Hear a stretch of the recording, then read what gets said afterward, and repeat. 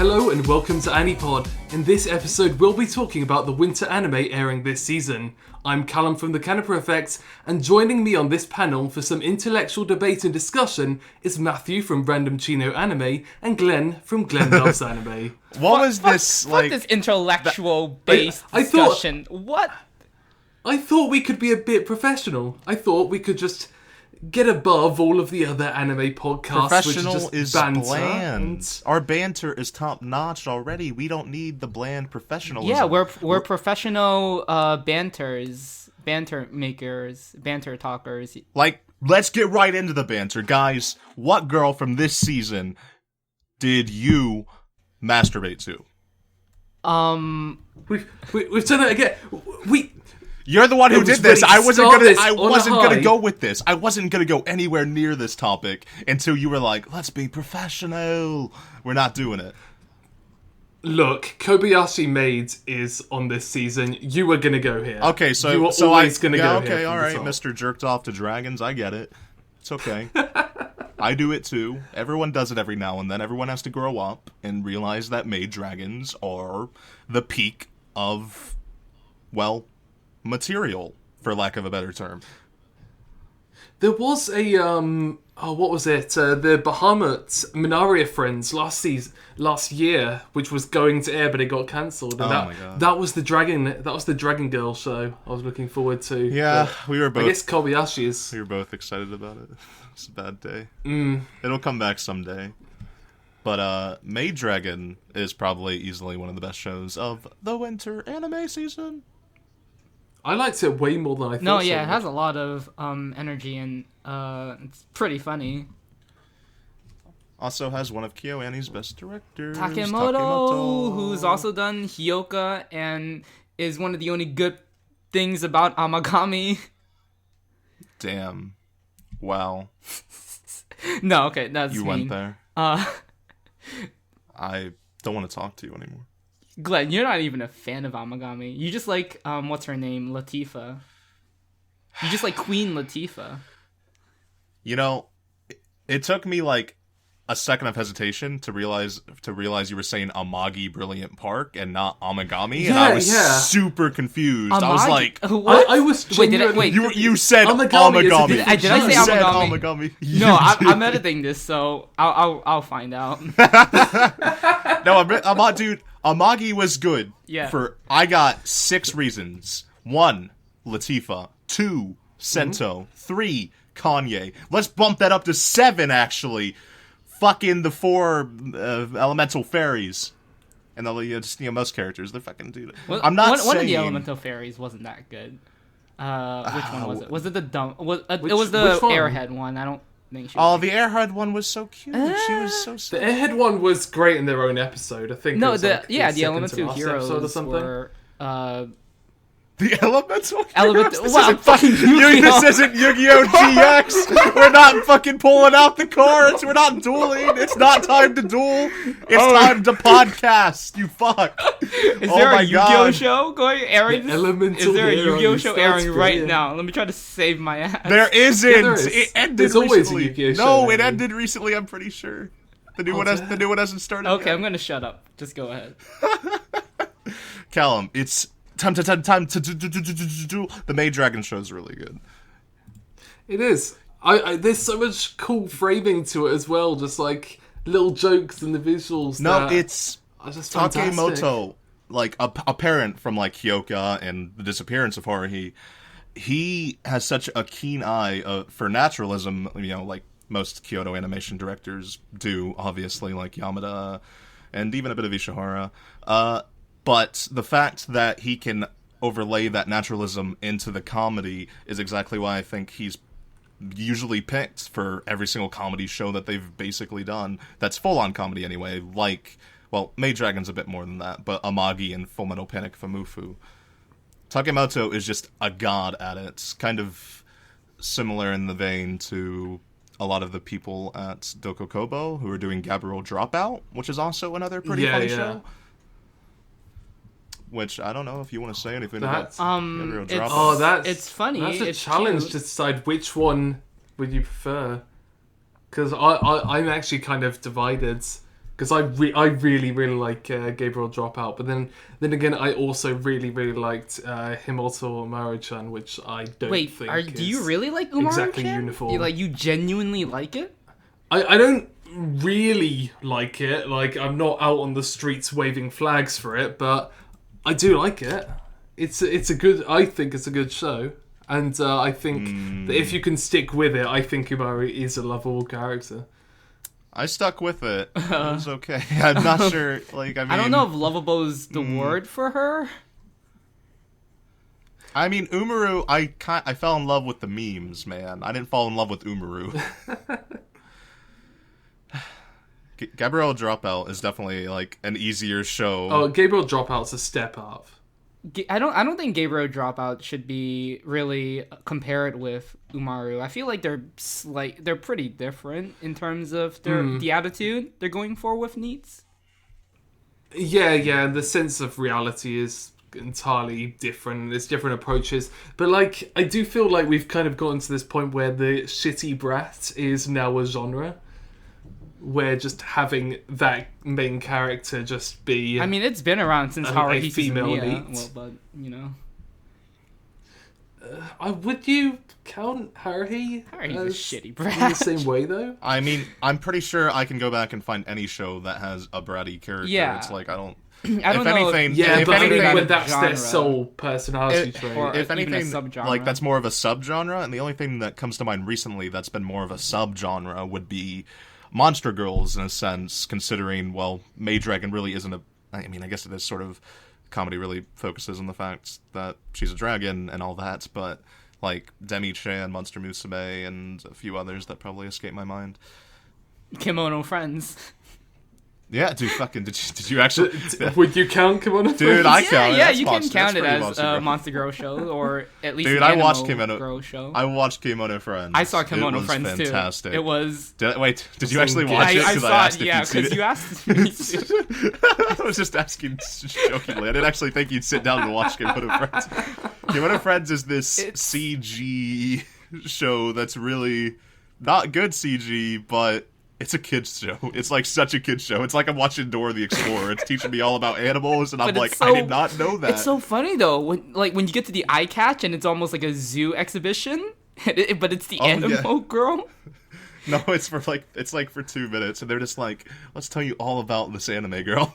Let me tell you all about this animal. Yeah, this like a server or some kind of cat, like an African cat. I didn't retain most of the information they taught me about her. No, I didn't either. I was more just kind of overwhelmed by everything that was going on, but it was just so intriguing too.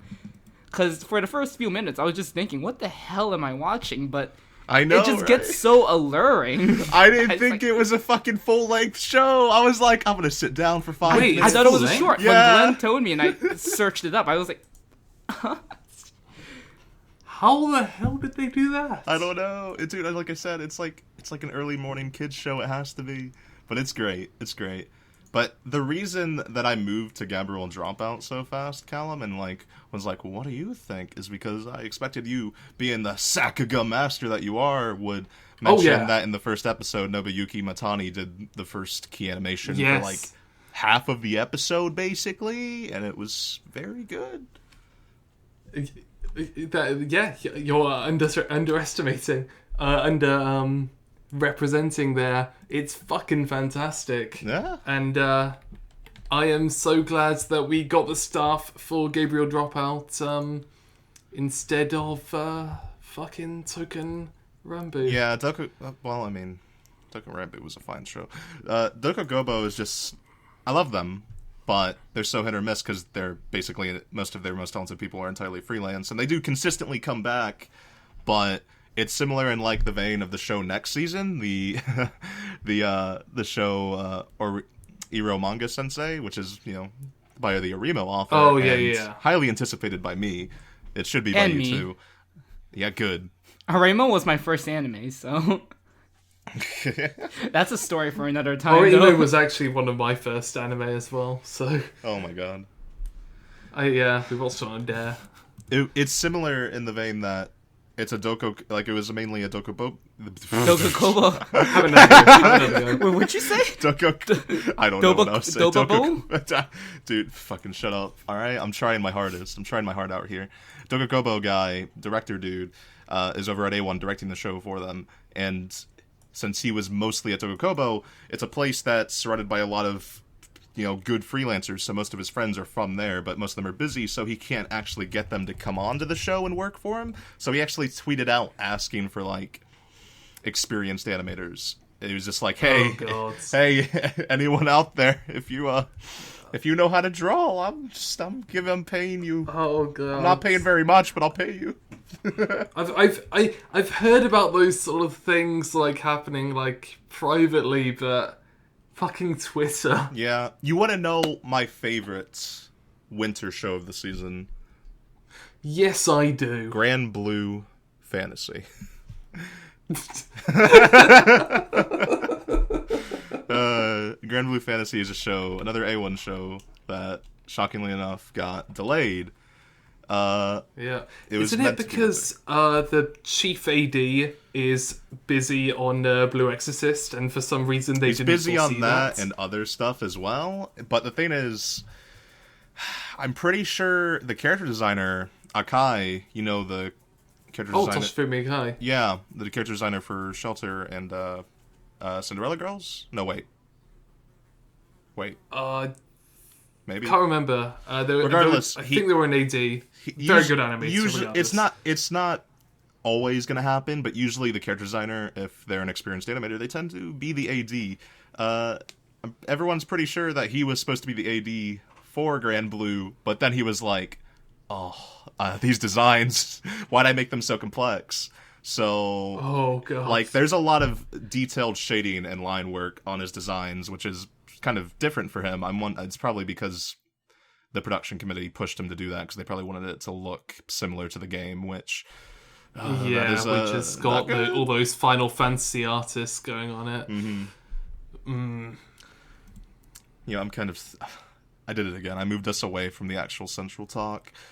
Winter.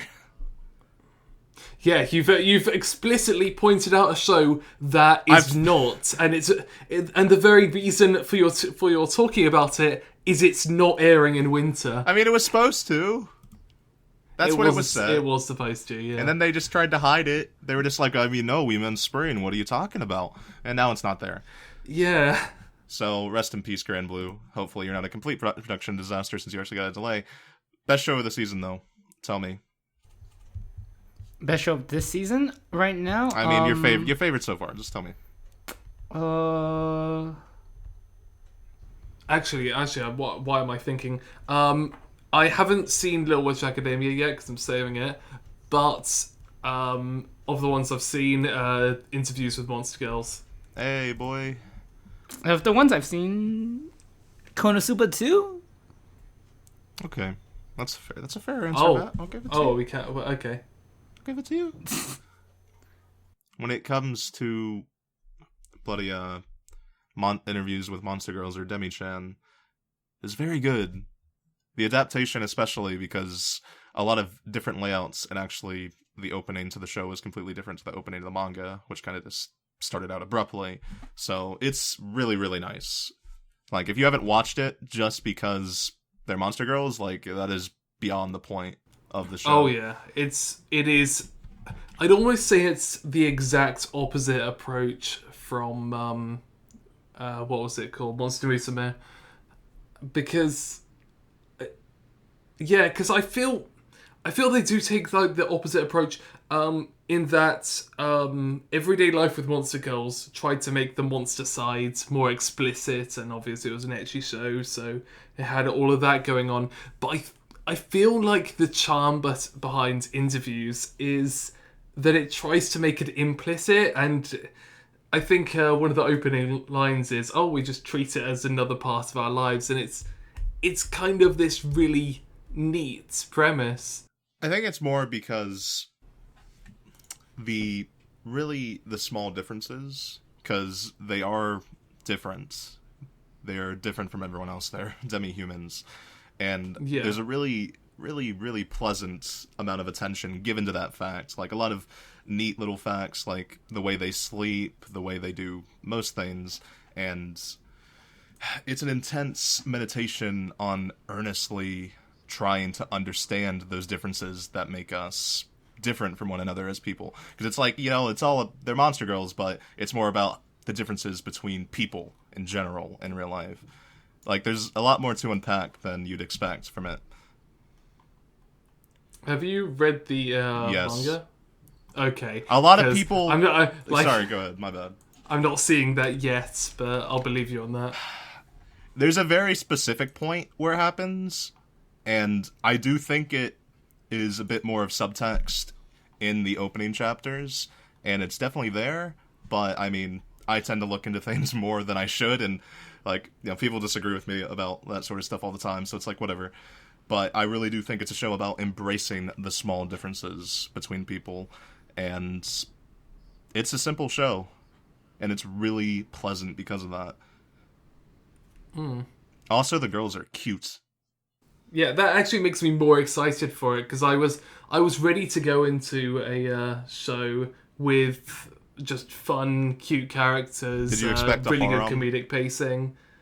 I think when it was originally announced, I expected a harem, but then I heard a lot of people talking about it, and it does seem like it's a very different approach. I saw a lot of understandable reactions to the second episode, which I haven't gotten to myself, but I'm pretty sure I know. I haven't what actually they're gotten to that either. It's like Twitter. It's talking like about it. The reason the first episode is so good and the opening chapters are so good because the girls aren't fawning over the guy, and it does at points go a bit more than you'd like with like the main male character kind of. Oh, he's usually always dismissive of how like they treat him. Like if they're just like being kind of flirtatious, he's just like, you're a kid. Like he doesn't actually say that, but he treats them like a kid. But occasionally they go so hard with it that he kind of stops that. He gets more in with the succubus, which is a lot better considering that she's an actual adult and not his students. Yeah, a co-worker. It's like the girl, it's just a cute crush. It's just a cute crush. And I promise, unless they like change minor things and make the subtext of the relationships different, that it never goes there. It's not a harem. Like the girls like, a lot of the girls like him, but it's not romantic. It's platonic. It's just, yeah, there you go. It's just such a cute show. It's such a cute series, and I want more people to watch it. Well, hopefully this podcast and this intellectual discussion helps people out with their decision making. Intellectual is not the word I'd use, but, you know. Yeah, we are none of those words. KonoSuba 2, really good. KonoSuba 2 is great. It's one of those kind of rare sequels where you can see the creators becoming really comfortable with the universe and the characters, that they're able to maybe not experiment, but they're able to really go full out on kind of delivering gags and jokes. You can even see from the animation. The animation's a lot more bonkers than the first season. And a lot of people on 4chan and whatnot take that as Studio Dean just ruined KonoSuba. But no, it's... Oh, all the budget went into the explosions. That's it. Are people saying that? Are people actually saying that? Who's... What's the one budget for the explosion art? They're not buying C4 and rotoscoping it.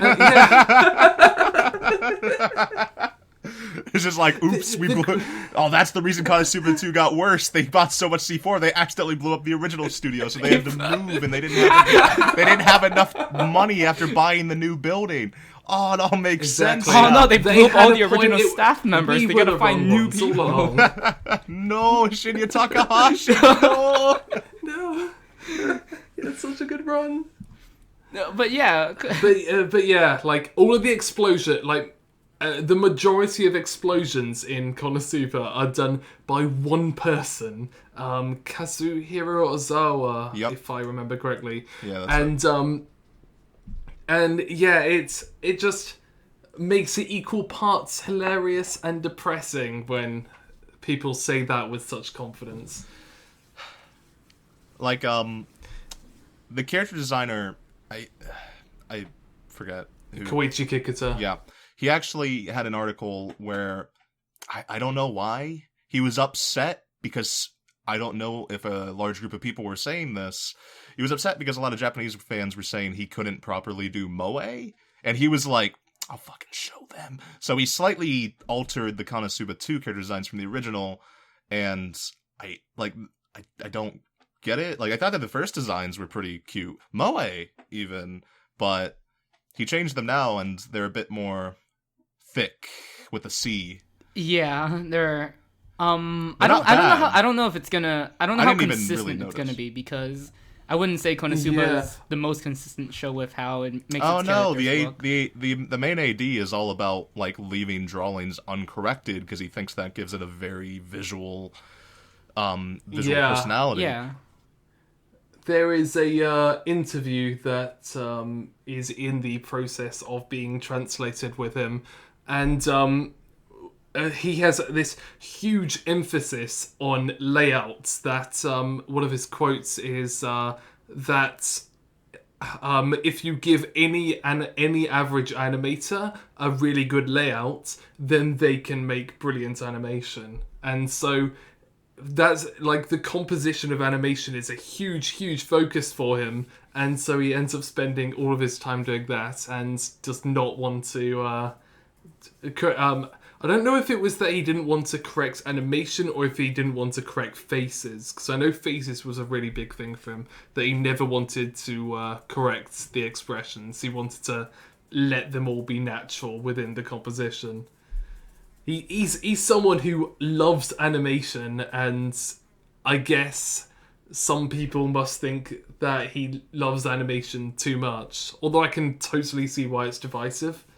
But then, let's be factually divisive. To be fair, in the second episode, in the first episode of KonoSuba 2, there was a lot of drawings that didn't exactly move, and it seemed like them being corrected probably would have been a better choice. When there's certain characters who are, like, there's a specific shot where Megumi and Aqua and KonoSuba are just kind of staring ahead and they're not really doing anything. It's like, their faces don't look bad, but they weren't, like, not being close to the character designs isn't bad, but when there's no animation behind it and it's on that shot for like 10 seconds, it kind of can be bothersome. So I can understand some people, but most people who are saying what they say are kind of just ignorant and not as into animation as, well, you and I and Matt. Yeah. Dean's been ahead on their productions recently, so it's definitely not like a rush thing. It's genuinely unbelievable considering what happened to their first building. Like, it is a miracle. Like, yeah, Rakugo's doing well. Fucking KonoSuba, top notch. To be fair, Rakugo's a much more quiet show, so it doesn't really need any of the super fun animation. It's definitely a lot more stiff than KonoSuba intentionally too, but there's still a lot of good creative aspects going into Rakugo 2. I've only seen the opening though, but the opening to Rakugo 2 is amazing. Opening's so good. It's so good. It's probably besides like Maid Dragon's OP. They're so different. Maid Dragon's OP. I know it's stupid to compare them, but it's like, I want to just watch the Maid Dragon one on loop. Well, the Rakugo's one is like, I want to like turn off the lights, light up a candle, pull out some wine, and just sit back and enjoy the symbolism. But then there's the ACCA 13 opening. I don't know if either of you have watched Which it. one? Yeah, I watched ACCA. ACCA 13. Yeah. The one you dropped within 5 minutes, supposedly. Actually, yeah, let's talk about why did you, I'm not a fan of ACCA 13, but I want to hear your thoughts on it, man. I just feel that ACCA 13 isn't entirely confident in the kind of show it wants to be, at least tonally, because going through it, I've seen shows like this before. I don't know if I can name any others off the top of my head, but there are shows like ACCA 13 where they try to go for a sort of chill, calm, a bit jazzy route. You can even see with its aesthetic, the setting tries to almost mirror a more Western setting, almost like it looks like New York a bit even. And see, I was thinking it was somewhere in Europe, but I mean, considering how the street signages are, the yellow traffic lights. I think that's pretty distinctive for New York, but I could be like also how the streets are named. I just thought they said 3rd Avenue, 11th Street. I just thought it doesn't look like shit, so therefore it's not not New York. I know, but it's very New York in terms of how they name their streets, which is all numbers, and it's the same thing that goes by here. But when you're talking about more chill shows, do you mean like say something like The House of Five Leaves? Yeah, The House of Five Leaves. Same author. That's an. I saw that coming. You were waiting to be able to say that. I know, that's what I mean, because I agree completely with Matt, because Shingo Natsume, I don't think was even close to a good choice for this sort of contained drama, chill show, as Matt. Yeah, it's trying to be this sort of implicit show that has inherent kind of, how should I say it? Like this inherent very tranquil almost atmosphere, but also implying I wouldn't say it's tranquil, but more. I'd say it's modest. Yeah, modest is probably a better word, but it like that behind that modesty, it also implies perhaps maybe darker or more sinister elements going behind the scenes. But how ACCA 13 seemed to be treating it felt like it was trying to be intentionally stiff, but too stiff for me to be sort of, I guess, interested in what would be going on. And also the layouts were just uncomfortable. Yeah, and they just didn't feel right. Like you say, intentionally stiff. I feel like they were trying to make it stiff. That doesn't mean that they were doing a good job. They were trying to get this sort of.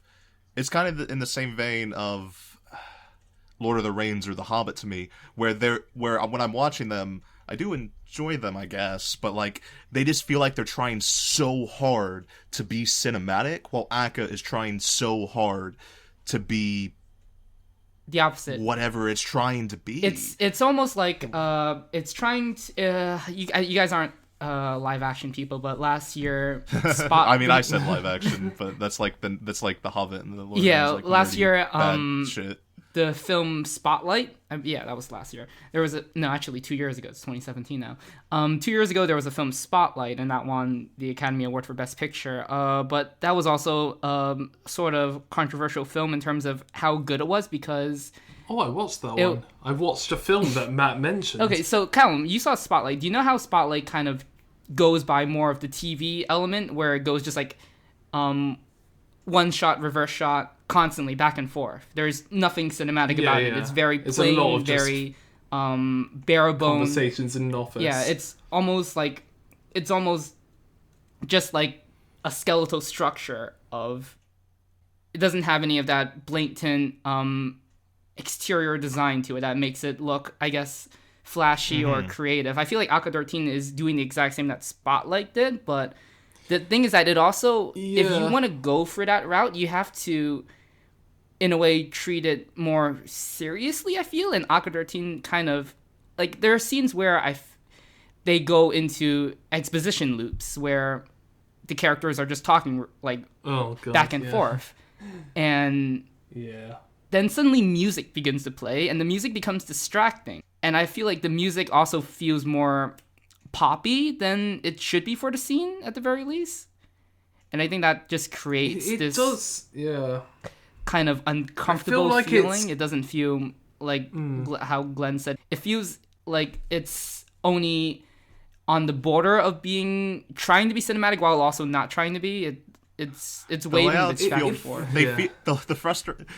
The layouts themselves almost feel frustrated with the material. Like they're not actually meant to be there. Like they're meant to be there for a different show. Yeah. It's not.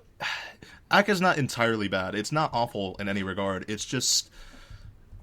It's restrained. It's such an odd composition of things that just don't mesh well together. Like you mentioned that Shingo Natsume is a bad choice, and like he's the very definition of a bad choice. Like Gurren Lagann, Space Dandy, One Punch Man, he did Tatami Galaxy, like he did loads of Fullmetal Alchemist Brotherhood.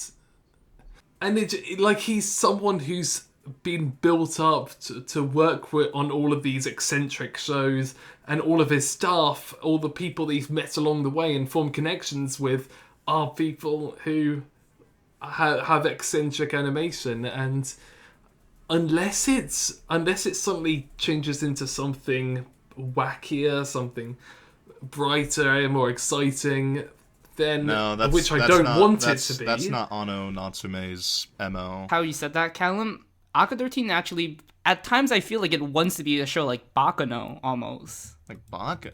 Oh, yo, actually, there was some moments where I thought there was, That's a really good comparison. But I think it lacks kind of that style. That it lacks the energy, because it can't have that energy because of the source material or whatnot. I know how to fix Aka. I'm going to anti-fix Okay, go. All right? Now, if Akka... Now, just stay with me here. If Akka took place on a train in the roaring 1930s, it might be a good show. Just maybe. I'm just suggesting it. It was the roaring 1920s. Maybe if the train was... fuck off. Maybe if the train was named Pussyfoot, maybe. That was the name of the train, right? What a good name. Yeah. Hey, Mr. Natsume, Glen... Yeah, you know Glen. We all know Glen. He's got an idea. He thinks you should put a train in it. Yeah, a train. Dude, he said Real Wars is already taken. Carbonari had Mume, so like... So everyone saw Carbonari. Maybe put a 12-year-old badass in your show, maybe. I don't know. Maybe just change the material entirely until, it kind of actually fits what I think you're good with. But yeah, I don't care about Akka. Like, I'm gonna keep watching it, because I like Ano Natsume, and I don't... Yeah. Like, she's good. Natsume. No, Ano Natsume, the author. Oh, shit, yeah. No relation. Because it's... Yeah. Because it's the same surname and just got completely confused there. Ristorante Paradiso. No one watched that show but me, but it was good. Just like The House of Five Leaves. And I like her a lot, so hopefully... Is that the one about the... Oh, no. Yeah, I'm not talking about Shingo. Yeah. There is a show this season that I don't think any of us have watched, where the key visual just has a kid who's just really angry at a spaghetti bolognese, and I need to know why. Oh, yeah, that one. Has that show aired? What show? I know what you're talking about. It's I forget everything about it. Fuck. P.S. Watashi no Italian. So I think it means my Italian. I don't know. Great. I guess in Italian in terms of language or ethnicity or. Oh yeah, that's by the new Studio Zero G who did Battery. Yeah. Regardless, neither of us have watched that, so there's no conversation there. Yeah, great. Sorry for bringing it up, but I just Akiba's suddenly remembered it. Oh god, Callum and I took a trip to Akiba actually, but we didn't end up stripping anybody. Did you, Callum? Because you went to a maid cafe. Oh yeah. I mean, so you stripped someone in the maid cafe, Callum? Oh, of course. That's what you do. Okay, good thing I didn't go. What? Are you saying that you went to Akiba and you didn't strip someone? No, because if I did, I would have. Oh fuck! Went to a place called. We need to go back and apologize. It's obvious this is a joke because stripping a maid would be so difficult. Like, think about that. Holy shit. It was actually, yeah. Actually, no. Didn't you watch Izetta? Then the maid gets stripped really easily. Oh yeah, just like one go. And Maid Dragon too. Voiced the girl who stripped her. Oh, you're right. The first episode, yeah. All you have to do is just go to the skirt and just lift it up, and everything it's like magic. Yeah, everything just goes with it somehow. If you're a cute maid and you want to test this, I live in Ohio. Hit me up on Twitter. There's no cute girls listening, I'm sure. I'm sorry. I mean, I'm kidding. We're all cute. We're all cute anime girls here, right? Jesus Christ. I mean, like, Akiba's Trip is funny, and I like Hiroshi, the director, but, like, I don't have that much to say about it. I mean, I think it's interesting in how it is recapturing Akiba. I mean, I feel like it doesn't have the sort of atmosphere Akiba has, but like having seen it, there are a lot of little visual Easter eggs that I recall. Like you can kind of see where Mandarake is supposed to be. When they go to Anime Plaza, they go to a collaboration cafe, and actually that Anime Plaza does host collaboration cafes. I went to the ReZero one at Anime Plaza, and how the tables look with a sort of mat card for each different character, usually one like two on each table. They captured that. I remember the night when you went to the ReZero cafe. You called me. You were in tears. You were like, "She's not real, Glen." I wasn't sure what you were talking about, but it Ram. No. I mean, it could have been Rem, but I'm not sure. No, it's not Rem. Definitely not Rem. Yeah, I know. You're one of those hipsters who's like, fucking Rem? Have you ever heard of Rem? The better sister. Remember that episode when Subaru rammed Ram into Rem? That was in the middle of the show. It's fine. Never mind. Let me load up X Hentai and I'll see if I remember. So Callum, okay, the Sakuga of Akiba's trip, though. The very eccentric animation, almost kind of like the kind of quirky, like airbrushy, and maybe airbrush isn't the correct word, but like the warping animation of KonoSuba. Airbrushy, great. Matt, is that how you I don't know start much every about conversation? art, to be honest. Do you like go up to a girl and you're like, "Hey, girl, about that Sakuga"? Like, is that how you start conversations? You with think people? I'm Callum? Do you really think I'm Callum? I can see Callum walking up to some girl at a bar, and he just like tips his fucking fedora, and he's like, "Fedora? So, Sakuga." What do you? We hung. Fedoras are good fashion, Callum. I respect it. Anyway, Hiroshi Ikehata is actually really interesting because he's someone who really appreciates eccentric animation. He always seems to get this collective, the Ikehata crew of people that he just wants to put on all of his shows. One of the main Yoshimitsu Kamada was a former member of the Ikehata crew, and Ikehata was one of the people that brought Yoshimitsu Kamada and introduced him to Bones. So he's kind of got this track records for just really cool products with great animation. So it's good to see him getting his own full shows. Oh yeah, this is his first time directing a full-on, right? Being a chief director? Ikehata? Oh, no. Robot Girl Z. Robot Girl Z, Robot come Girl on. Z? Dude, Robot Girl Z is so good. We need to watch it. We need to watch it again sometime. Yeah. I mean, he's done a lot of episode directing for like Kill la Kill. I think he did something for Koi de Oshigoto too. FMA. Gurren Lagann. Yeah, he's a popular guy. He's a guy that's like... He appears a lot, and he goes from like Flip Flappers to Is Diora a Rabbit and all that. No, he's similar to Shingo Natsume in that he has a lot of friends and has made a lot of friends. Like, he was one of the main people of the web gen animation movement. Like, he gets around, and he brings some talented people with him. Like, there was like some surprising people who showed up on Akiba's trip who probably shouldn't have been, considering they're working on other shows. But he's a cool guy. Akiba's trip itself is pretty, kind of embraces like the inherent lunacy of its premise, and it's pretty funny. Yeah, I still need to play the game for that. Dude, play the fucking game! The game's so good! Yeah, you were in Akiba. Why didn't you strip anyone? Akiba's trip, the game, is like the anime isn't a straight adaptation at all. Like, these are like completely different characters. It's the character designs are completely different. I forgot who did Hajime Mitsuda, was it, or something? Hang on. For the new character I think it was Hajime Mitsuda. I think that was his name. Not 100%. I actually can't remember. I think, is this their first? Yeah, it's their first time ever being a character designer. They've only been animator. I'm sure they followed through with a lot of Hiroshi's instructions because it's really similar Yeah. to Robot Girl Z's character designs. And I just guess that's the way he likes his characters to be done. Oh well, like, but you said before how with that Grandblue or what that A1 picture show that got delayed. Yeah, Grandblue Fantasy. You're talking about how the character designs there were too complex in a way, and I feel like Akiba's Trip is the opposite of that. The character designs are Yeah, in a for way sure. No, for pretty sure. No, minimalist, for sure. but also highly eccentric, allowing for that sort of wacky animation that Akiba's Trip has. Yeah. Also, with that, it was about busy staff members, and I think the character designer for Robot Girl Z, who I think people were expecting to be doing Akiba Strip, I think they are on interviews with Monster Girls, so that's why that's not happening.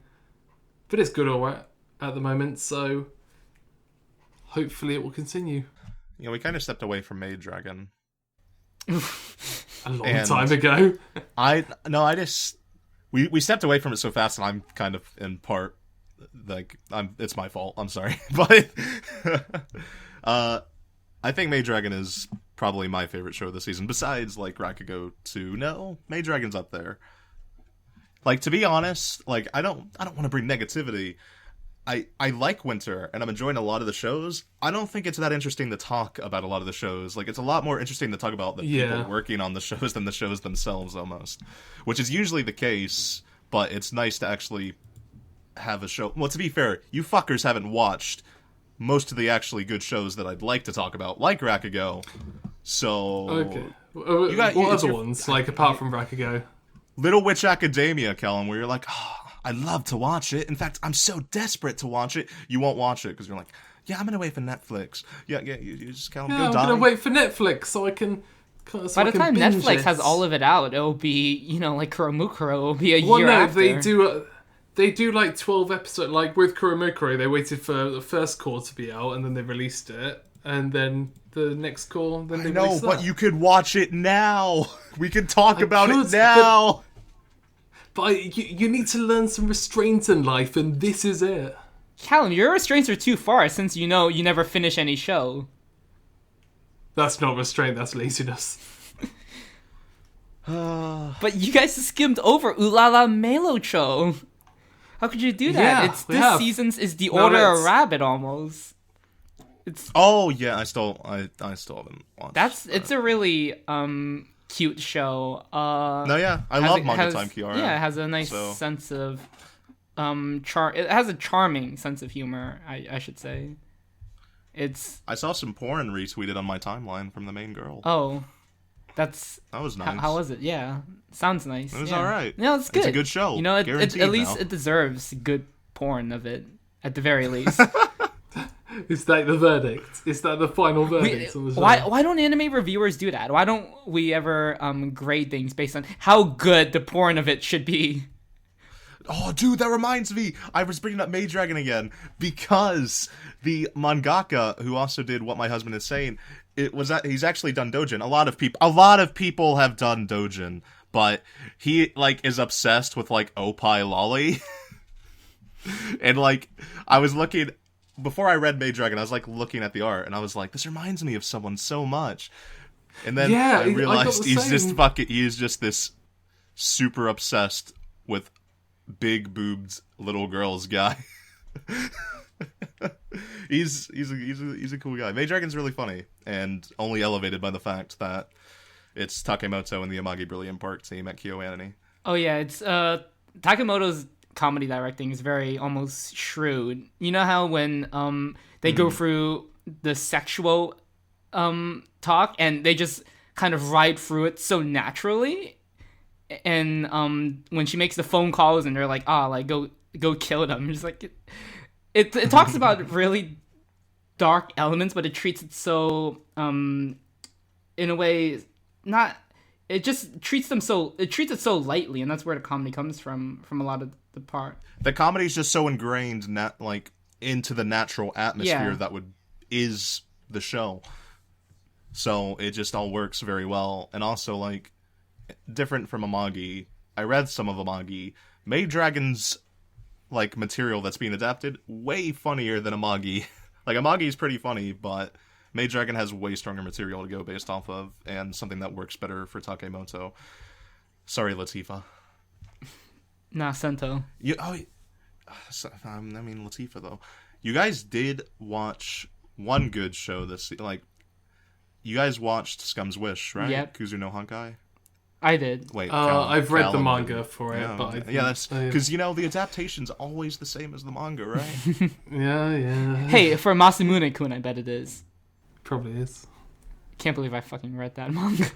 Oh yeah, if I recall correctly, back to Maid Dragon, the ending scene of the first episode that's kind of giving some characterization to Toro, like at the end where she's like having a nightmare. I'm pretty sure that's original. So Takemoto, like adding some original material that I think is really benefiting it. Maid Dragon's good, go watch it. But back to Scum's Wish, holy fuck.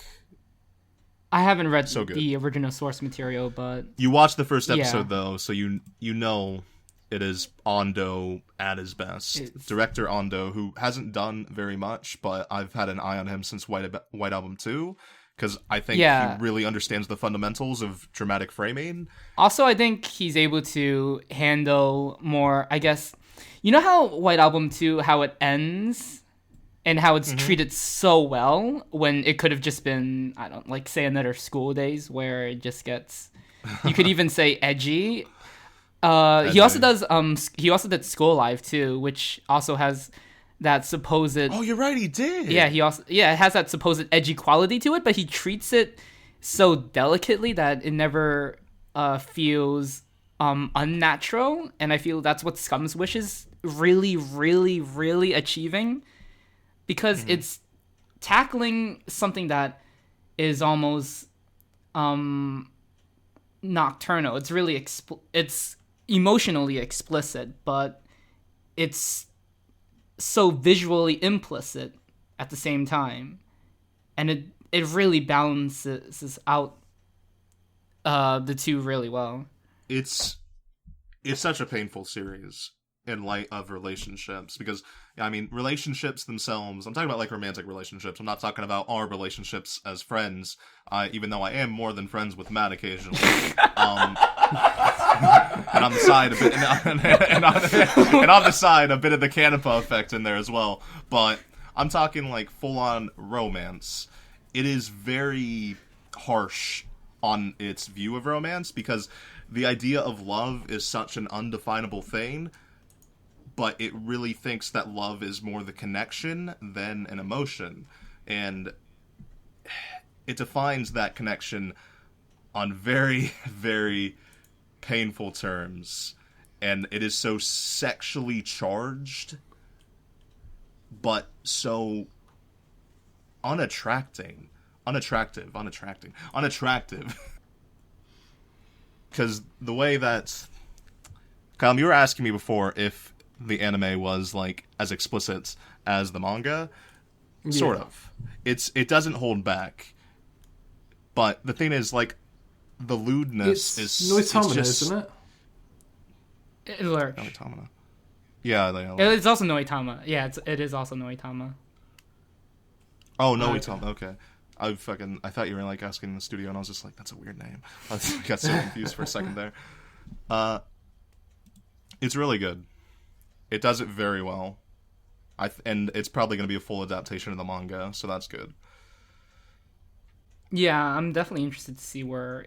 it's easily one of the most... it's one of the best shows. Like, I expected that from the manga, but, like, I was a bit on the edge, because I was like, it could go either way. I mean... And I'm glad it is going the positive direction. Yeah, the material seems like it's walking a tricky tightrope on how it could be, at one part, too excessive in terms of its psychological dramatic elements, but in my opinion, it does kind of get like that to points. Like, it goes a bit too far and kind of steps away from characters at moments where I feel they shouldn't, and they should really embrace the isolated feelings that they are displaying, because it's all about the unrequited love and how that affects people, how those isolated feelings affect you as a person. Well, I mean, I think if a series is long enough... It's messy without handles it at points. I think considering that it's a like a full-length series, not a film. I mean, I think that's sometimes inherent. I mean, yeah, I don't think there's ever anything inherent. No, not with that. I mean, I don't think just because it's a TV series, it's going to have inherent problems. I mean, I don't know. Maybe if Who's you read the manga here, motherfucker? All right, fine. Callum, you have two. Yeah. What did you think of it? It's alright. All right, cool. Thanks for the intellectual conversation we're having right now. Man, I sure love when I talk to myself. I actually can't remember it that much. Oh my god, are you serious? Yeah, I just can't remember it that much. It's lovely. I really do like it. Yeah, I can remember the premise and... Wow, you read the synopsis, huh? And when you said you read the manga, that doesn't count. Yeah, I just read a Wikipedia page. For fuck's sake. But no, I remember it having a impact on me. It was certainly different from anything, from most sort of romance series. The NTR is just no, it's not technically NTR, is it? No, because at points, yes, but technically, no. Yeah. It's a complicated series. It's very complicated, just like love. Oh, I should say, the ED for Scum's Wish is really good. Oh my god. It's so explicit how it uses the kaleidoscope to kind of warp each of the characters into a very explicit position. It's so ingenious. It's probably my favorite ED of the season so far. Oh, no, same. It is very, very good. Still, I was hoping to have a better conversation with both of you about this, but Callum seems to have lied to me. No, I have read it. I haven't read much of it, but I just genuinely can't remember. Have you ever thought about going to the doctor to check out your memory? Piece of shit. Yeah. Oh, there are two shows adapted by manga that I've read that I can't forget because they were so frustrating to read. I love Fuka. Nope. Fuka is... everyone who's watching Fuka might be enjoying it now, but don't forget who the mangaka is. What's his name again? Seo! Yeah, he's also done Suzuka and Town Where You Live, Kemono Iramachi, and he is really good in pissing off his audience. He's so good at it. It's so good. He almost purposefully makes his stories achingly annoying, so you will talk about it. I feel like it's one of those things that are trying to be bad on purpose so it lasts in your memories for longer, and Fuka definitely fucking succeeds in that. No, every single one of his series does the same shit, and people fall for it Not to the level time. of Fuka, though. Okay, Fuka is a bit much, but all the other ones are just I'd say they have moments. Well, where it's just Suzuka, I think it was pretty bearable. Kemono Iramachi was a bit more unbearable, but Fuka is genuinely off the ramps, just fucking doing backflips. It's a fucking manga that's just parkouring across the gates of hell.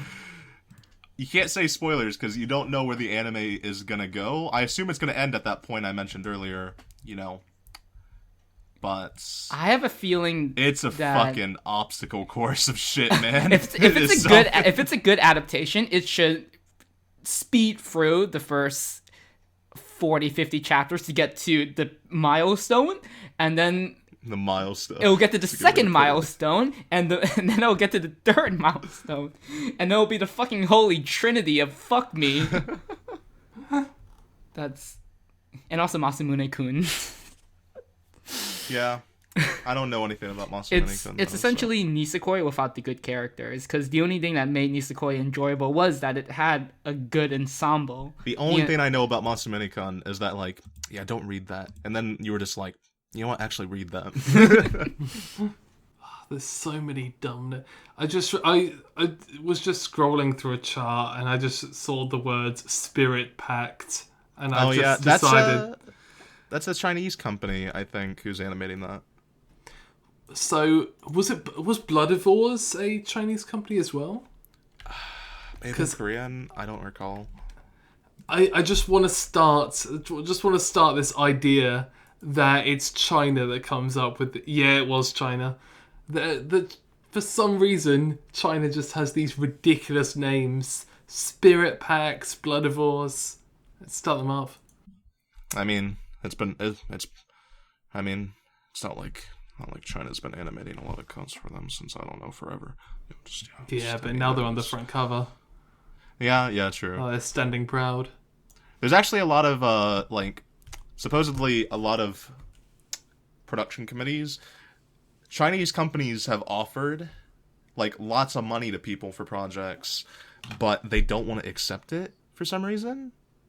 Because they could get a way larger budget, using the term right for once, for a series if they relied on Chinese companies, but for some reason they haven't been. I mean, there's the communism why. Aspect. I don't know. I think that might be part of it. But... If you're talking about China and Japan, those two also don't have a really good, geopolitical relationship. No, they don't. That's a bit. But I know, assuming that because of money. wars. Well, I mean, if you go into I guess a bit of politics, Japan and China are not very friendly. Yeah, but there's a difference between politicians and anime producers. No, but even I'm talking about even. this is fucking not anime. Do you remember the end of Mahoka where they nuked Korea? No, because I never got to the end. It was Korea. Or was it China? It was one of them. Japan doesn't like a lot of people. Japan enjoys nuking many places in their anime. I mean, New Orleans. They even nuked themselves. Oh, they destroyed Sydney with a colony drop. They dropped an entire space colony on Sydney and just obliterated it. Gundam? Was that when that happened? Yeah, in Gundam. Yeah. Talking about politics, what about the fascist lolly of the season? Oh, I thought we would get onto that at some point. Youjo Senki. By the oh so infamous Studio Nut.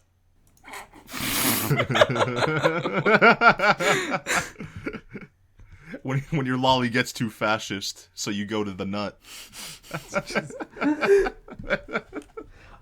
I just don't it's one of those studio Madhouse studios, because nobody wants to spend 10 minutes at Madhouse without making a new one. And this one's by the Death Parade animation producer. So and then for some reason he's just gets to the I don't know, registering company booth and just goes, Studio Nut, mate. This is what happened. He was eating cashews and he was reading a magazine about Apple and thinking, you know what, I should name a company after a food too. Though I think cashew would have been probably a better name than nut. Cashew would have just been genuinely an alright title. Maybe he knows. He knows what he did and he loves it. It's got to stand for something. Nut has got to stand. I refuse to call it Studio Nut. It's got to be NUT. I can't even think of anything it could be, but just don't put much thought into it. Yeah, it's a bad show, but I love it. It's a show. No, it is. It is goddamn awful, but I fucking love it so goddamn much. It's along the lines of something like Handshakers. Just kind of interesting to watch it all. It's just such a funny contrast too, because the main character's character designs look so different from everything else. If they're not in the shot, it looks like a decently composited, but a really well put together military sort of atmosphere S type thing, and then it's here's these really off-putting character designs and this realistic looking world. It is a ridiculous show. We should watch it together. Yeah, I do love how they went around and all the Megami magazines, all of the Bishoujo magazines, they submitted illustrations for fucking all of them. So people were just flicking through cute girls. At Comic-Con, there was so much advertising for it. It was unbelievable. I'm not sure if they're serious about it or if that was like part of the joke. Or I think people just miss Katyusha. That's all. This is like what happens when you get a withdrawal from No Girls and Panzer for a long time. You think that's it? It doesn't rival. This is the replacement for Girls and Panzer. I mean, the original is always better, isn't it? No need to replace what's perfect, baby. I don't recommend Youjo Senki to either of you or anybody, but I recommend it to everybody and you too. Thanks, Glen. Well, I mean, I'm the only one who's watched it, so I don't really, like, I mean, you don't, just, what am I supposed to, like, I can't have a meaningful conversation with it's you two. It's one of those Thanks a lot, guys. It's one of those shows that, like, because a lot of my friends, like, they don't watch a lot of anime, but occasionally they'll just watch a show for the memes. Last season it was Keijo, and this season this seems to be it. For some reason. Hey, Keijo's not a meme. Fucking get that out of your Keijo ass. is meme show. Dude, Callum, I'm gonna punch you No, in the I'm goddamn not gonna say it's face. not a good show, but it is a meme show. It's not It's a meme not show. a meme show. Dude, I love Super Lovers too. Like, I super love it. Don't know why that has a second season. Haven't you said that exact same sentence on a podcast? Yeah, but that was an we AniFix. This is used to do? AniPod, motherfucker. Yeah, okay. The joke is new, okay? And I'm upset. I can't talk about Rakugo with either of you, and Matt doesn't even like Rakugo that much. I'm okay with Rakugo. I just don't think I'm just not on the big boat with everyone else. Thinking I that And we can't appreciate even talk. We Rakugo's can't even existence. talk about fucking Little Witch Academia either because of you, Cal. What's up with? I can talk about it. I have legitimately. you can talk about probably Yo-Yo seen- Shinari for the first two films. I've seen all. The thing is, even though I've been stopping myself from watching the episodes, I haven't stopped myself from looking at the GIFs, any videos people put on Twitter, and anything that's uploaded to Sakagoboru. So I probably have seen the entire episode. You're a fucking enigma, Callum. Yeah, I probably should just fan sub it because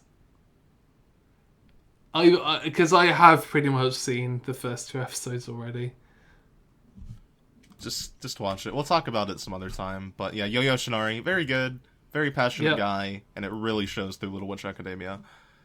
Indeed, And he's got his own little mini Yoshinaris that are working on it. People who massively admire Yoshinari. Yamaguchi. And, working on it with him. Pardon? Yamaguchi, you got Takeda. Shuhei Takafumi. Is a To be honest, you could pretty much assume any animator who has done effects animation is a fan of Yoshinari. It's pretty safe to say that. Yo-Yo Shinari is one of my favorite animators working right now. Yeah. And Yoshinari is one of Yoshinari's favorite animators. He got to work on it with him. I love you, brother. I love you, Oni-chan.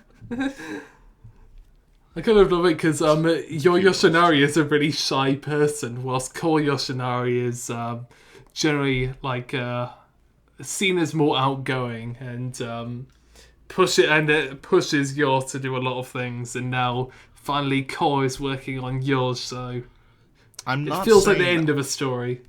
Now, I'm not saying I've written thousands upon thousands of pages of fan fiction about these two, but I'm saying that I kind of, I think they're cute together.